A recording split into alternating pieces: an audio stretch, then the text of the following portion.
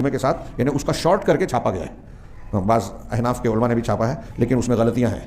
ہاں ڈاکٹر مقتدیٰ حسن اظہری صاحب فروائی صاحب نے, عبد الرحمن فروائی ایک ہیں ہمارے الہ آباد کے, انہوں نے اس کو مختصر کیا, اور ڈاکٹر مقتدیٰ حسن اظہری رحمہ اللہ ہمارے استاذ, انہوں نے اس کا ترجمہ کیا. تو وہاں مقدمے میں بیان بھی کیا ہے کہ یہاں ہندوستان میں اس سے پہلے جو ترجمے کیے گئے اس میں جان بوجھ کر یا انجانے میں ان کا جان بوجھ کر کچھ چیزیں بدلی گئی ہیں, غلط کی گئی ہیں.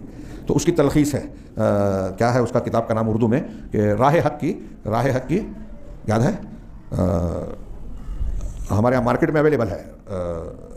راہ حق اور گمراہیاں اس طرح حق کی مخالفت مجھے تھوڑا سا شبہ ہو رہا ہے, میرے پاس موجود ہے. اقتداء الصراط المستقیم, اسے ہر بندے کو ہندوستان کے ماحول میں ضرور پڑھنا چاہیے. اقتداء الصراط کا کہ ملخص کا ترجمہ, پوری کتاب نہیں ہے, وہ 2 جلدوں میں ہے. یہ ایک باریک کتاب مطلب مختصر کر کے ترجمہ کیا گیا ہے. ایسے علامہ ابن قیم کہتے ہیں کہ متعدد جگہوں پر اس سے منع کیا گیا ہے مختلف پیرایوں میں. میں نے بتایا عقیدے میں, اعمال میں, عبادات میں, طور طریقے میں, تہذیب و تمدن اور اخلاقیات کے معاملات میں, اس لیے کہ ظاہری مشابہت دراصل باطنی موافقت کا وسیلہ ہوتی ہے. شروع میں میں نے کہا تھا کہ اگر ظاہر میں کوئی آدمی غیر مسلموں کے تہذیب, کلچر, طور طریقے اختیار کرتا ہے تو باطن میں بھی کر سکتا ہے.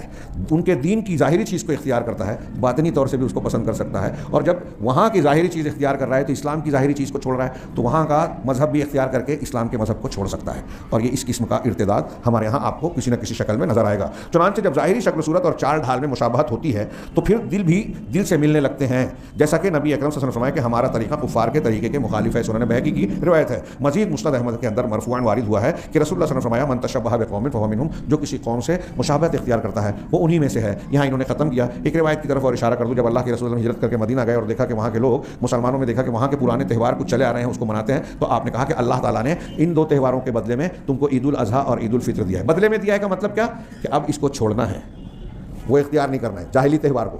تو اسلام نے جو تہوار دیا ہے اسی تہوار کو تہوار منائیے.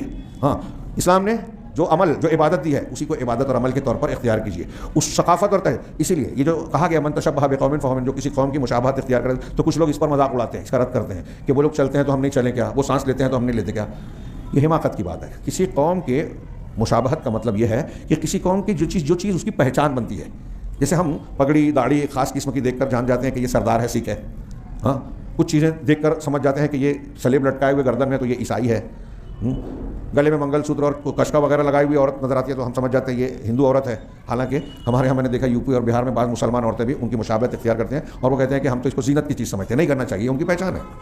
تو ایسی چیز جو کسی قوم کی پہچان ہے اس کو اگر آپ اختیار کرتے ہیں, یا کوئی کسی قوم کی تعلیم کا مذہبی تعلیم کا حصہ ہے اسے آپ اختیار کرتے ہیں, تو آپ ان کی مشابہت کرنے والے ہیں, سانس لینے چلنے پھرنے سے نہیں. روزہ رکھنے کا میں نے بتایا کہ یہود بھی 10 عاشورہ کا روزہ رکھتے ہیں محرم کے, ہم بھی رکھتے ہیں. تو اللہ کے رسول نے کہا کہ 9ویں کو بھی رکھ لو اور ان سے مخالفت کرو. تو روزہ تو وہ بھی رکھ رہے ہیں, ہم بھی رکھ رہے ہیں, لیکن تعداد میں یہاں مخالفت ہو گئی. اللہ